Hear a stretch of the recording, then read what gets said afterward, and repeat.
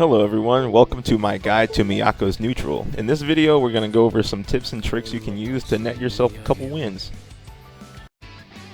Okay, so first off I want to give a general breakdown of what kind of character Miyako is. She is a very close range, quick, rushdown character. She has a lot of options to mix you up, both mid-screen and in the corner. She has obviously throw strikes, she has lows and overheads that give full combos, and just a generally really strong character when she's up close. On mid-screen she has left-right mix-ups, crossover mix-ups, and strike throw and overhead throw as well. So she's a very strong character when she gets in.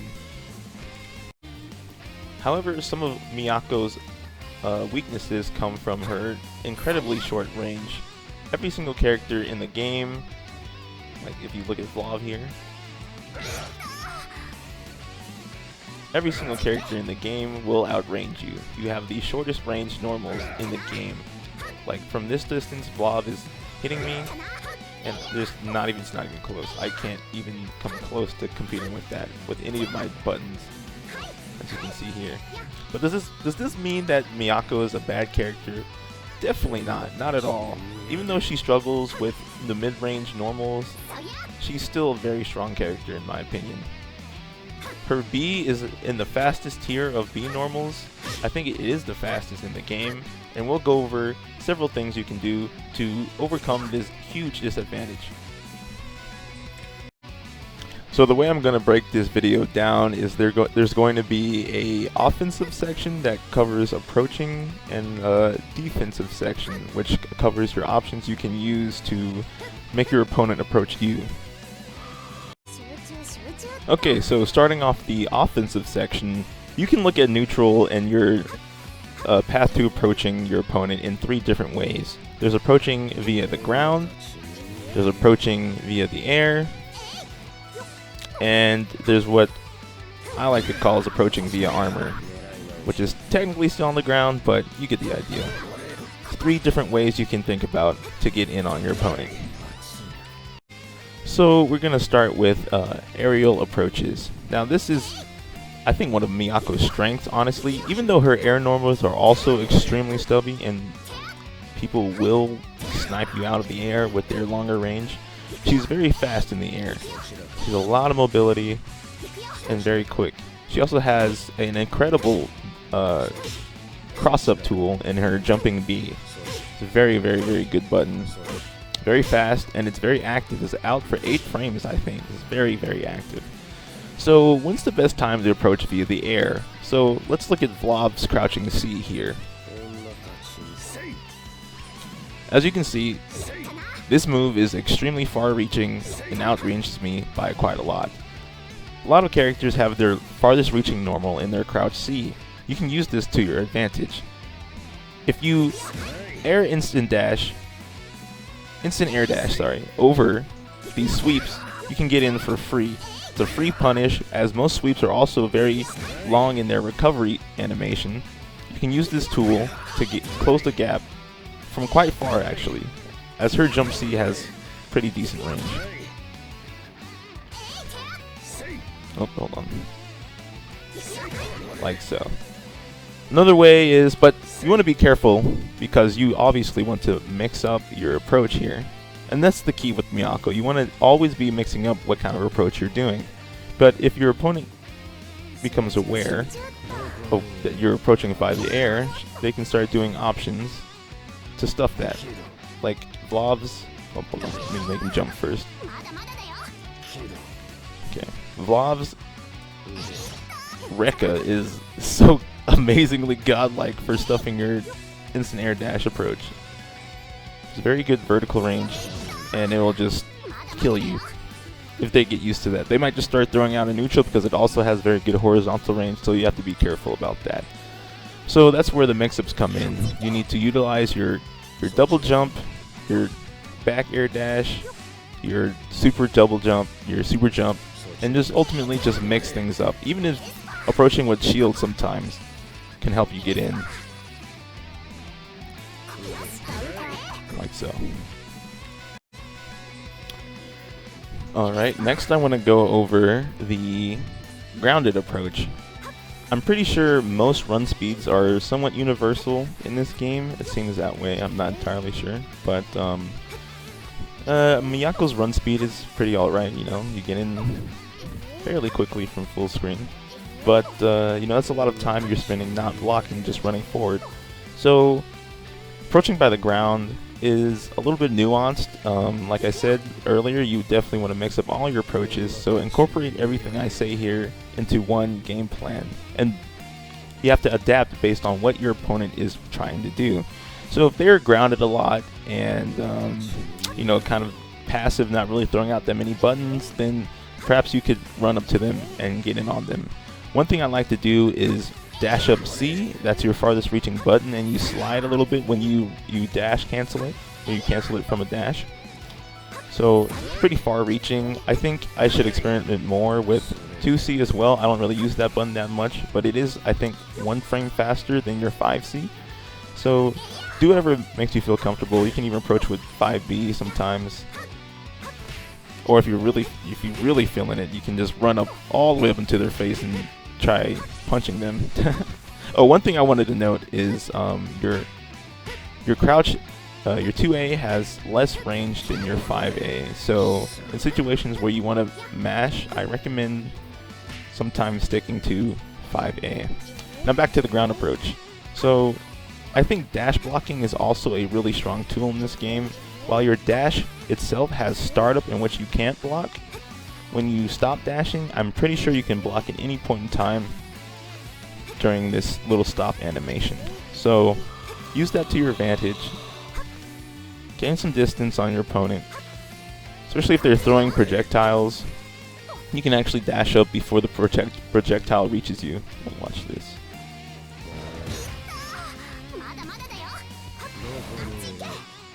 You know they're throwing projectiles, you can get a little bit of distance in between each projectile and just apply slight pressure, more mental pressure on your opponent as you close the gap on them.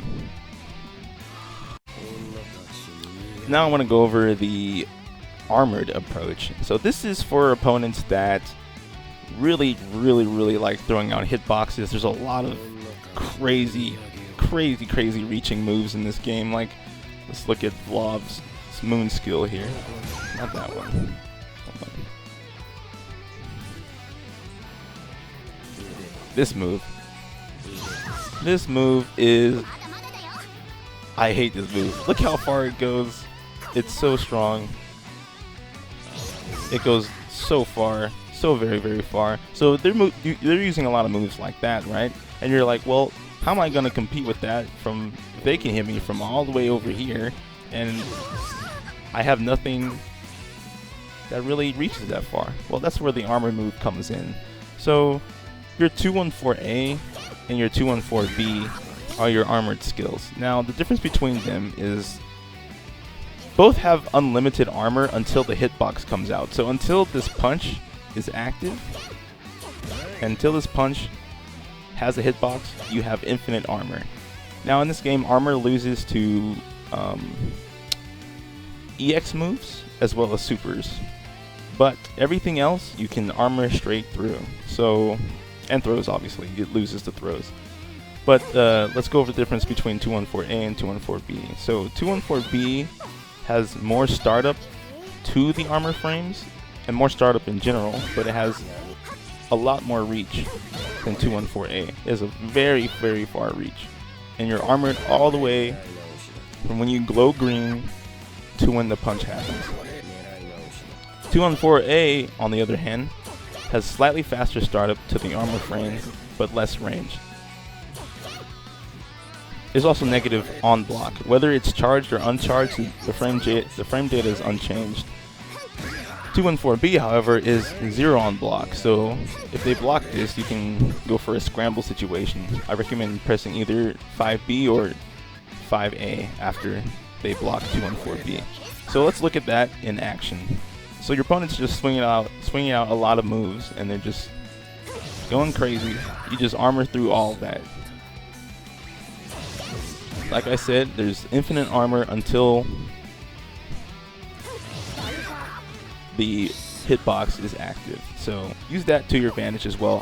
One thing I like to incorporate into my ground game is dash up 214B or dash up further and do 214A.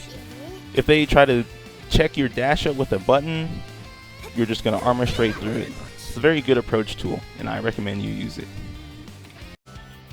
Alright, one thing I wanted to go over before we moved on to a different section is the limitations of the armor. So I have Akiha here, and we're going to do her fireball. Hold on, let me record that. Huh? Okay. So watch carefully here. I have armor up until the hit comes out. So if the hitbox that you're armoring through is still active, by the time your fist gets extended, you will get hit. But the hitbox will always go through, so if I can do this correctly, I will trade with Akiha if I can do this. Or the hitbox, the hit stop from the attack will make my armor last slightly longer. 214B doesn't really struggle at all with this because it is slower, so you're actually armored for longer because the hit takes longer to come out. So you can pretty much, well, except from like far away, you can just go straight through most things. So if you really want to armor through something, I recommend using 214B. You want to do it quicker than 214A, but be careful because you might be in situations where all that armor doesn't really work out in the 214A version. Another thing I want to note is her armor from her moon drive skills. Each moon drive skill has one hit of armor, so except for her 4B plus C, but we'll get into that in a little bit. So let's have Akiha do a normal.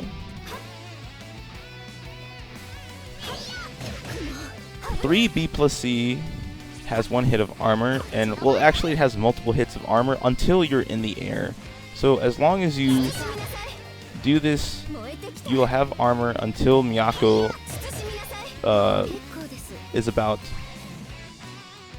I want to say, right where Akiha's head is, that height in the sky.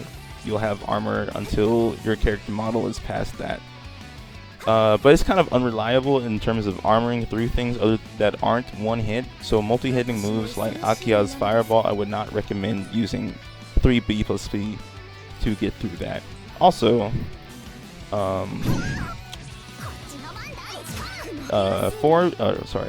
4B plus C and 6B plus C also have one hit of armor,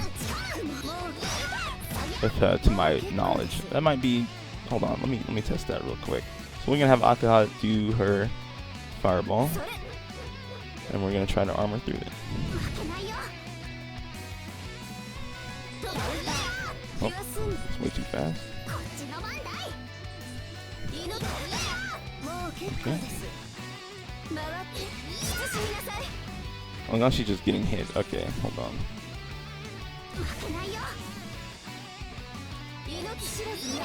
Okay, yeah, that has one hit of armor. And this is just so unreliable. It has one hit of armor, but it's in the very startup, and I just want to not use 4B plus C to armor through anything. The real armored move is your 2B plus C. This move has infinite armor.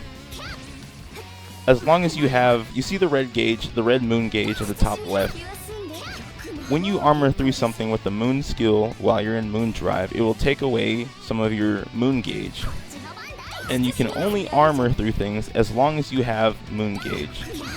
So if I were to use a move right there, if I tried to armor through something with no moon drive left, like right as you can see right there, if I do a moon skill and I run out, I'm probably going to get hit because I don't have enough moon gauge to armor through that attack.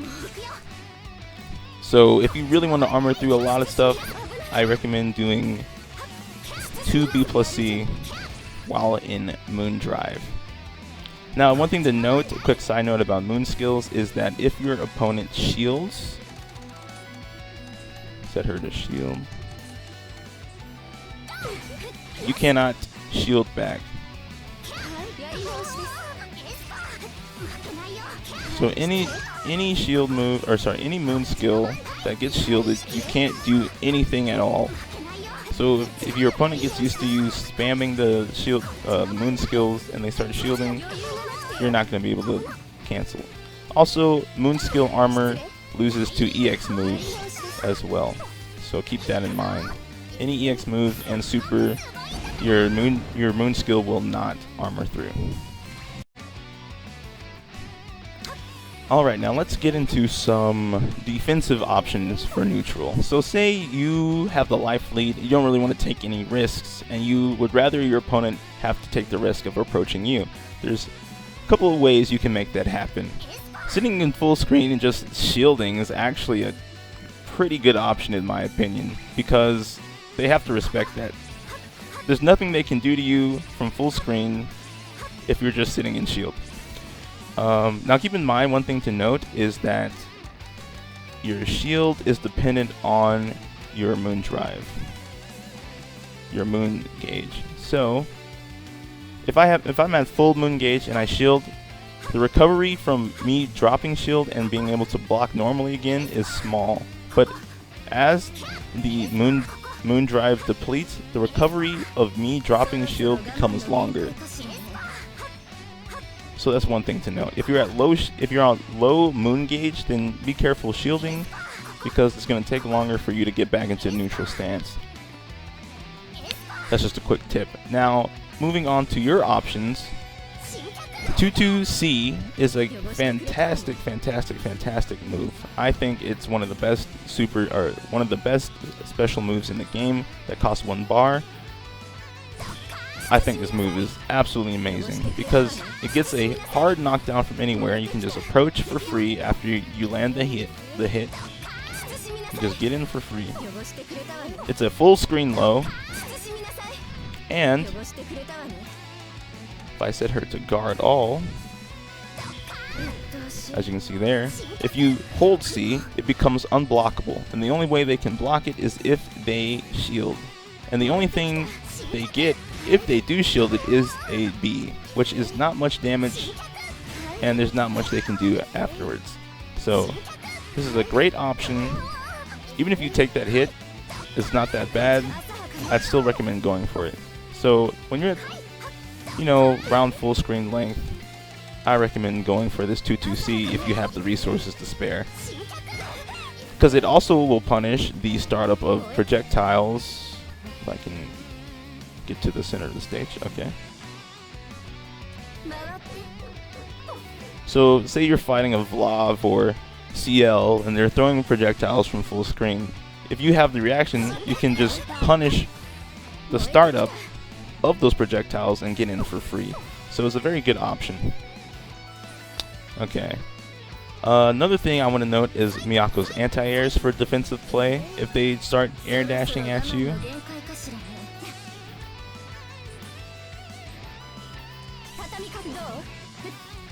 that's good enough.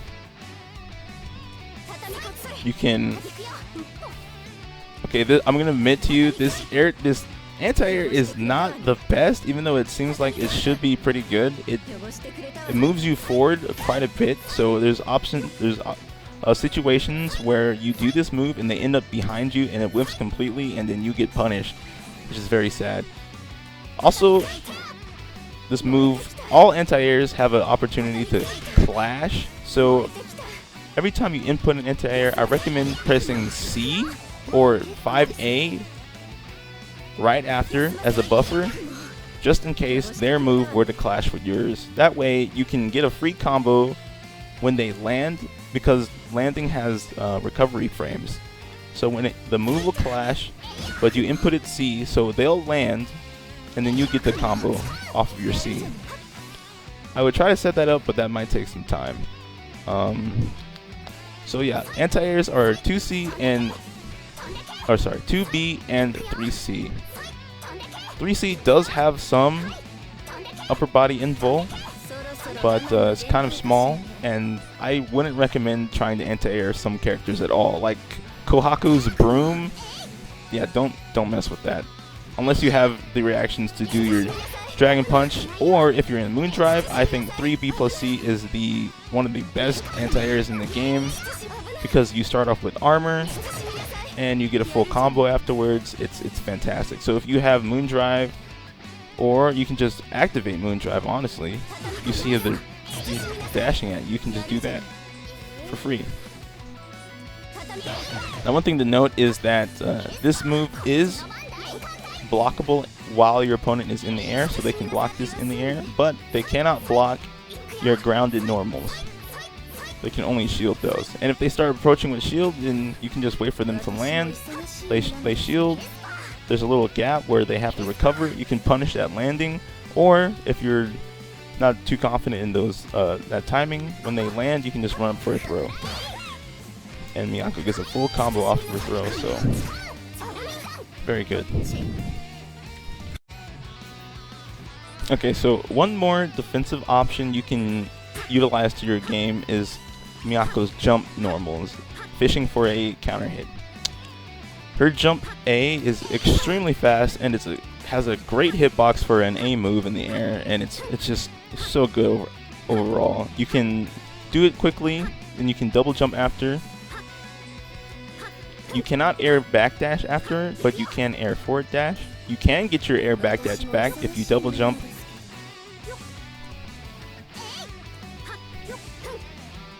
Any other move, however, if you do jump B or jump C, you can do no other air actions. You're locked in, so be careful. Also, your opponent can punish that when you land.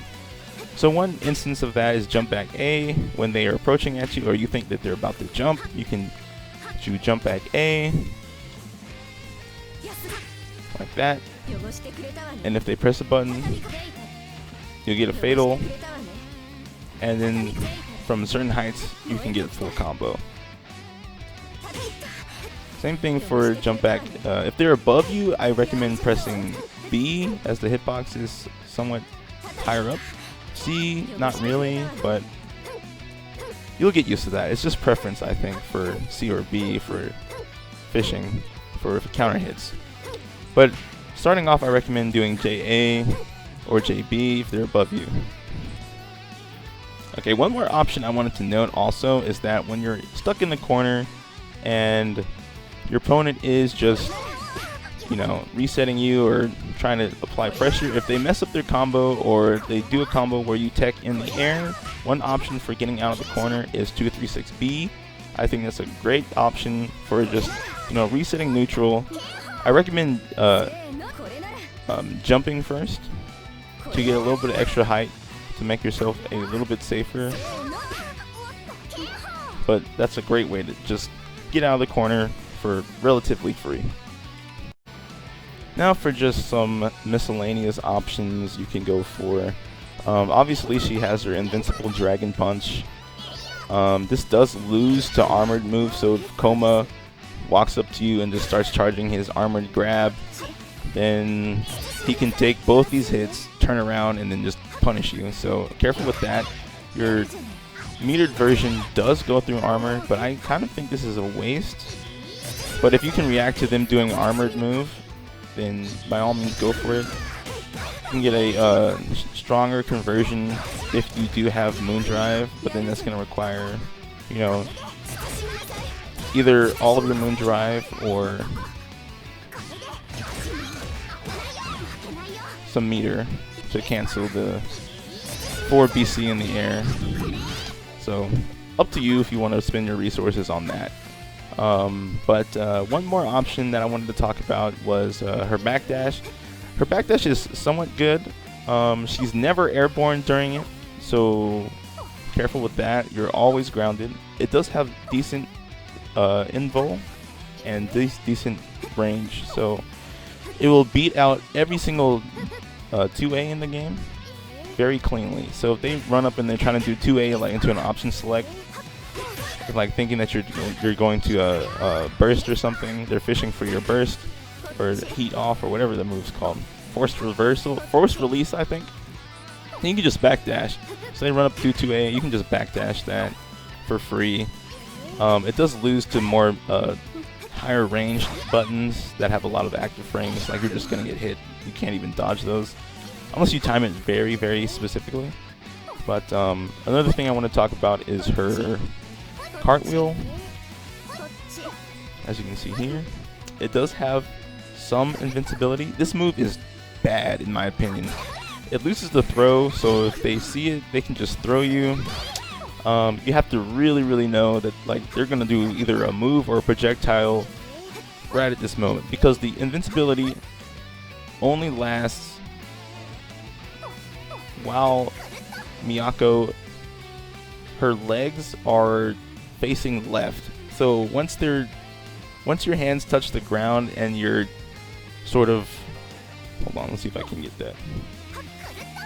Like right here, the invincibility is completely gone. So right up until a little bit before this point, up until I'd say both her legs are,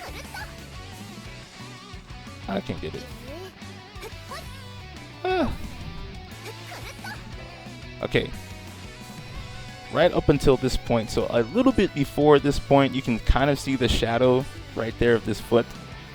This is up until when you're completely invincible. Once you're in this state, when both of your hands are on the ground and both of your legs are in the air, you can get hit by things.